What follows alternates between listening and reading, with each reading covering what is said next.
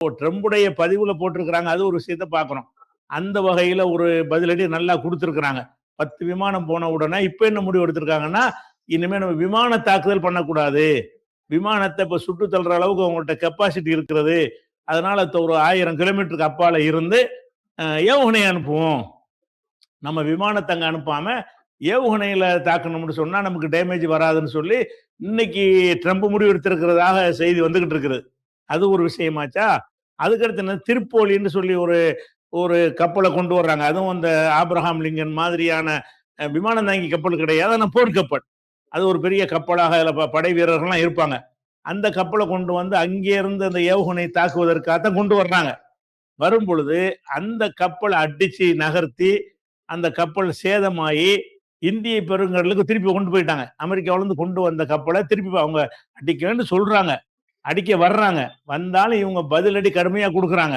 அதே மாரி இஸ்ரேலுடைய கப்பல் ஒண்ணே என்ன செஞ்சிருக்கிறாங்க, அவங்களுக்கு ஆயுதம் ஏத்தி வந்திருக்குது சிங்கப்பூர் வழியாக.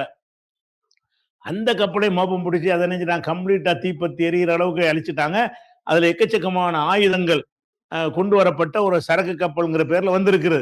அப்ப இவங்க நேத்து மாத்திரம் 2 கப்பல் அடிச்சிருக்கிறாங்க. ஒண்ணு வந்து திருப்போலிங்கிற ஒரு கப்பலு, இன்னொன்னு இஸ்ரேலுக்கு வந்த சரக்கு கப்பல அடிச்சிருக்கிறாங்க.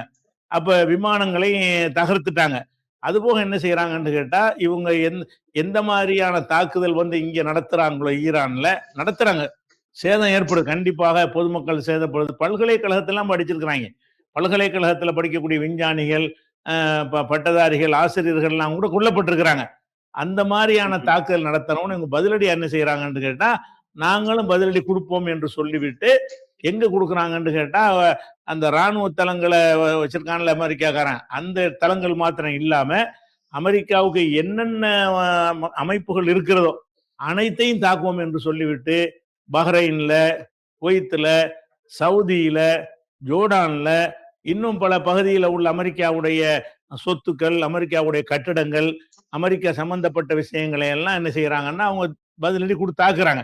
தொடச்சு எடுக்கிற அளவுக்கு. அவங்களுக்கு சேதம் ஏற்படுது. ஏன்னா பெரிய நம்பர் உள்ள நாடு அது.